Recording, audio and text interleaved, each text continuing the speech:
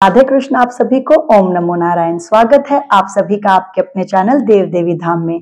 मैं राजराजेश्वरी लेकर आई हूँ हमारे प्यारे श्री गणेश जी से जुड़ी हुई एक और रोचक कथा। एक समय की बात है कि माता पार्वती और भगवान शिव अपने दोनों पुत्रों के विवाह की चर्चा कर रहे थे और विचार विमर्श कर रहे थे कि किसका विवाह पहले किया जाए, किसका विवाह पहले किया जाए।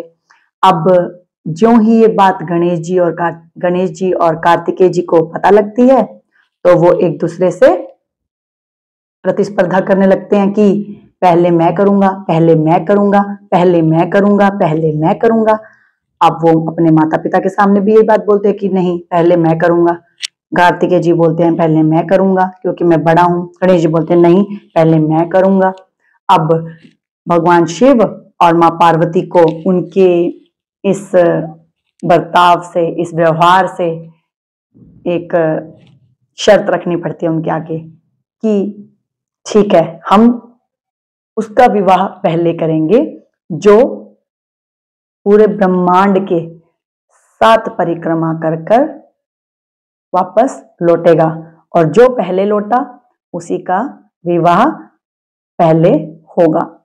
अब गणेश जी सोच विचार में पड़ते हैं। कार्तिकेय जी तो इस बात को सुनते ही तुरंत निकल पड़ते हैं स्पर्धा के लिए अपने मयूर पे बैठकर, और वो आकाश मार्ग की ओर गमन करते हैं और निकल पड़ते हैं ब्रह्मांड की परिक्रमा करने के लिए बड़ी तेजी से।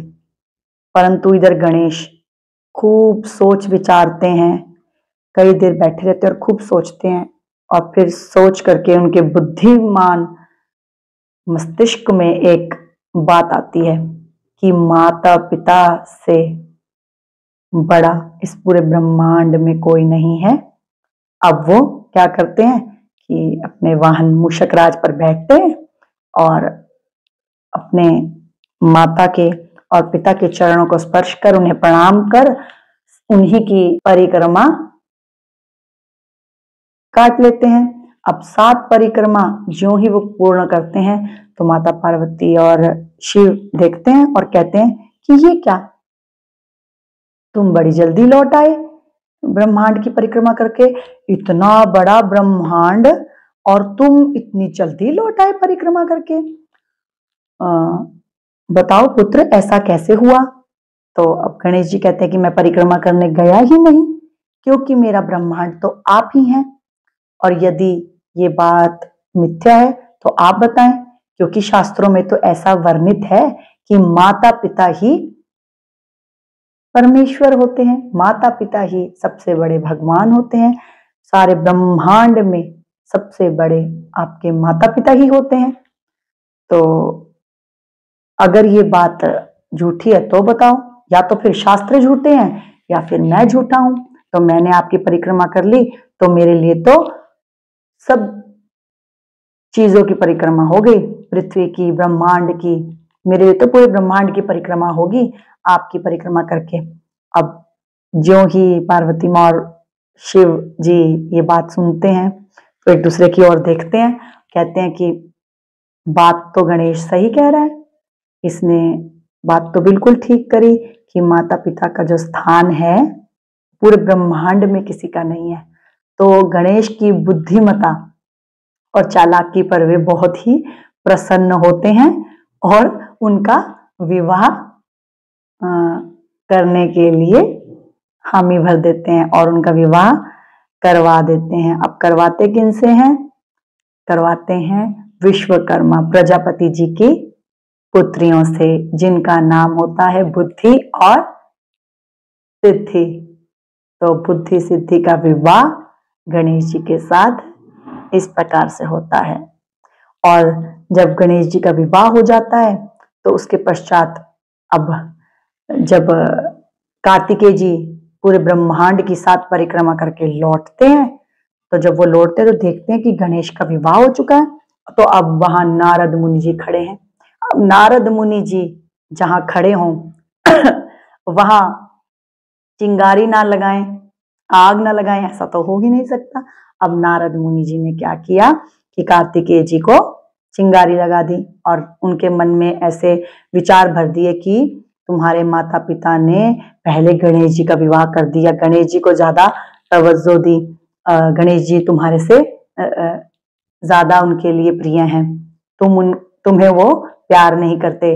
तो गणेश जी को उन्होंने पहले विवाह भी कर दिया और वो भी दो दो कन्याओं के साथ। अब ज्यों ही कार्तिकेय जी इन बातों को सुनते हैं तो बड़े क्षुब्ध होते हैं, उन्हें क्रोध भी आता है, तो वे अपने माता पिता से रुष्ट हो जाते हैं, नाराज हो जाते हैं और नाराज होकर के कैलाश को छोड़ करके क्रोंच पर्वत पर जाकर निवास करते हैं। तभी से कहा जाता है कि कार्तिकेय जी कुमार कार्तिकेय जी हैं, यानी कि उन्होंने विवाह नहीं किया था।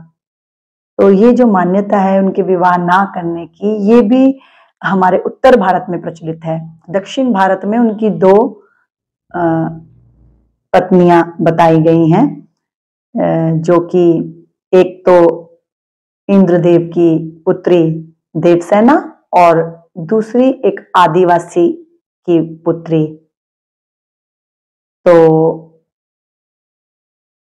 साउथ में ये माना जाता है कि उनके विवाह हुए थे और उनकी दो पत्नियां थी, लेकिन हमारे उत्तर भारत में ये माना जाता है कि कार्तिकेय जी कुमार थे, यानी कि कुमार कार्तिकेय जी की विवाह नहीं हुए थे। तो गणेश जी ने, इस कथा के अनुसार गणेश जी ने अपने भाई का विवाह होने नहीं दिया, अपनी बुद्धिमानी और समझदारी और चालाकी से।